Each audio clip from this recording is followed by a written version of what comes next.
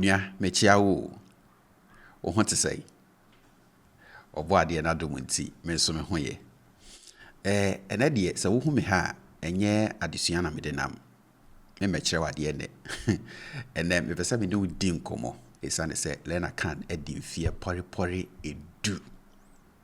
Ane yache. LearnAkan edi mfie du. Enti ena me ba ya me pese me no di nkomo efa LearnAkan ene me ankasa me ho. Esane se menim se mu bi wo han mo a mo ne me asuade mfie pi nanso ebia mo nhye da nim me sa. Enti ene se me ba ya me pese ye di nkomo fa LearnAkan ene me ankasa me ho.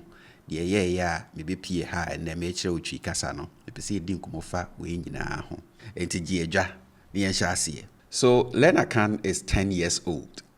We turned 10 years old on July 17th, 2026. And I've spent the last couple of days thinking of the whole journey, and I actually can't believe it's been a decade already.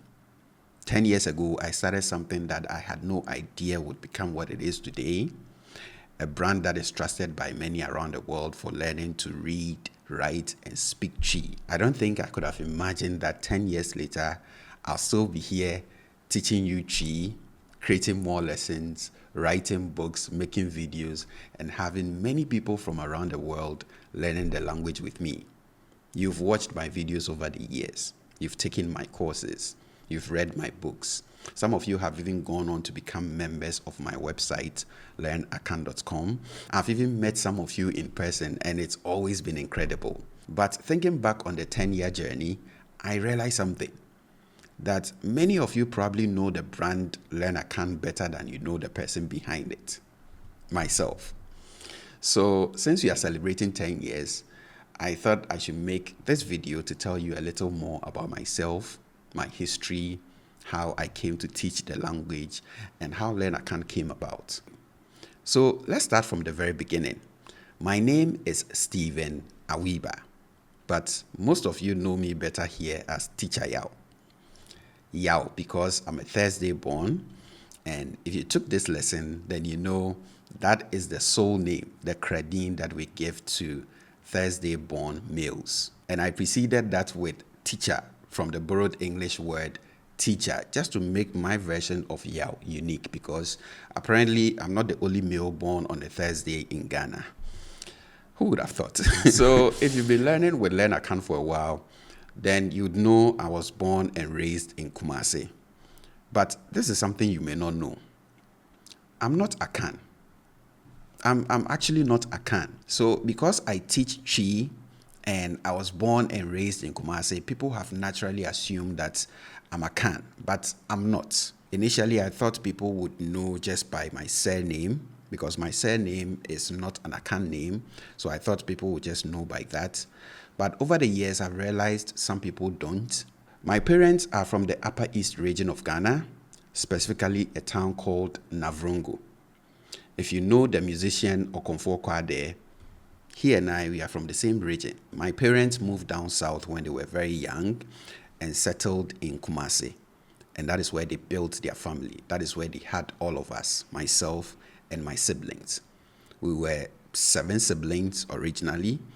We lost a brother a few years ago, so we are now 6, 5 brothers, 2 sisters. Now we are 4 brothers and 2 sisters. And I'm the last born. My oldest brother is 61 years old now. And my father passed away, God bless his soul. My father passed away 2 years ago in 2024 at age 105. I'm actually told he was older, but for whatever reason, his obituary had 105 years. And I'm telling you all this for you to have an idea of how long my family and I have been based in Kumasi. So although my parents are from the Upper East region of Ghana and I'm not Akan, the Akan language, specifically the Asante Twi dialect, was and remains my first language. My first word was probably in Chi, most definitely. It is the language that I grew up speaking. It is the language that I spoke with my friends at home, in school, everywhere that I went to. It is the language that I dream in. It is the language that I've used throughout my childhood and I'm comfortable using to this day.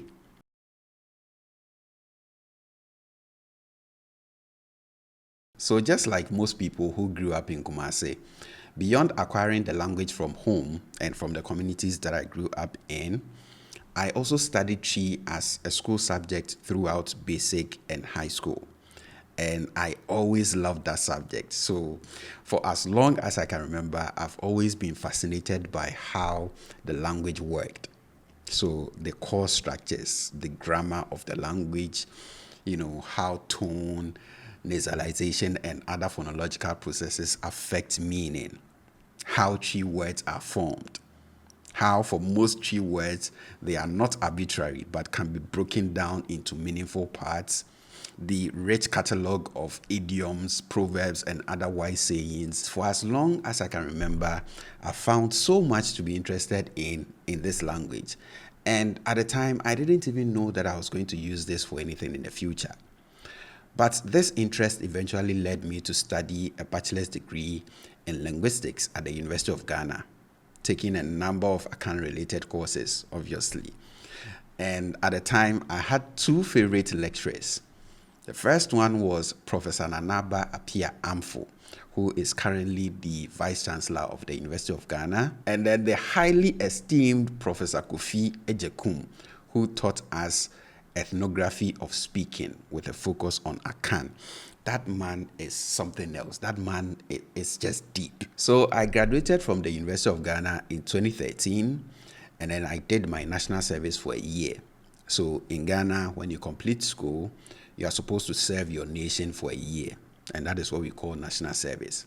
So I did that into 2014, and then I received a Norwegian government scholarship to go and study for an MPhil in linguistics and language acquisition at the Norwegian University of Science and Technology. So I left Ghana in 2014, and in 2016, I graduated with a thesis focused on Akan humor. I'll probably leave a link to my thesis if you're interested. So my relationship with Chi is not something that came about because I decided to teach Chi. No, it is something that has been developing throughout my entire life, and I didn't even know that I was going to use it. Anyone who is close to me, right? So like my family, friends, they know that this is one thing that I can talk about endlessly without getting tired.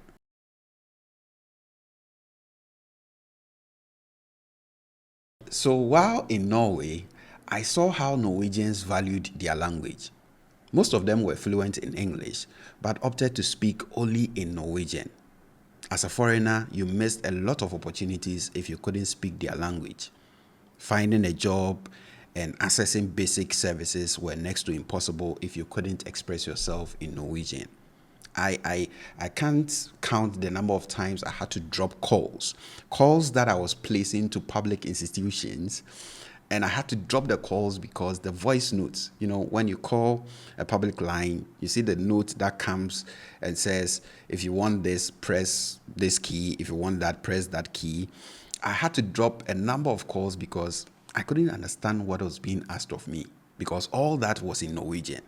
You walk into a pharmacy, a supermarket, everywhere, all public inscriptions are in Norwegian. And I noticed this wasn't the case with just Norway, but across Europe, because I visited other countries in Europe and I realized it's basically the same.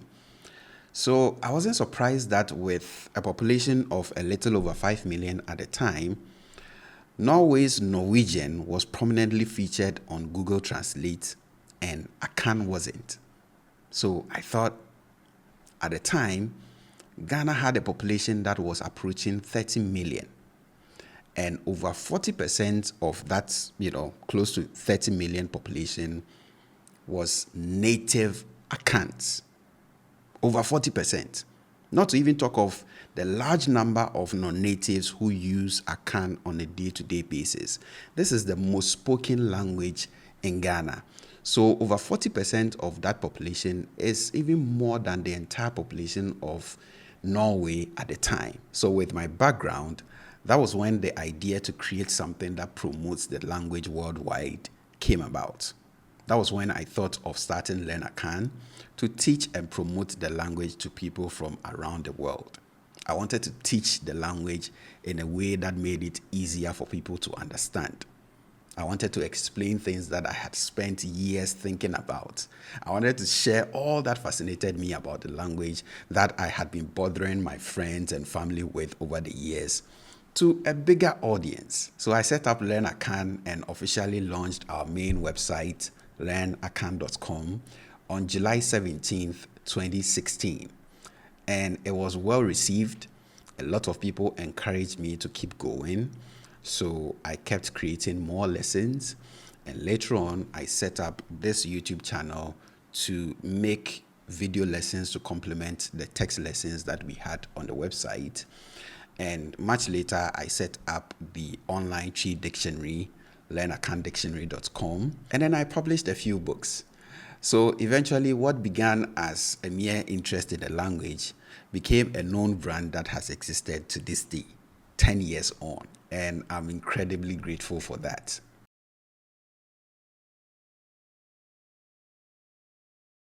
So, to everyone who has been part of LearnAkan over the past 10 years, whether you've been with us since the very beginning, or you've been with us for a few years, a few months, a few days, or you just discovered us with, this particular video, to friends and family who have supported me through all this, meda mo nyinaa ase, meda obi biara ase.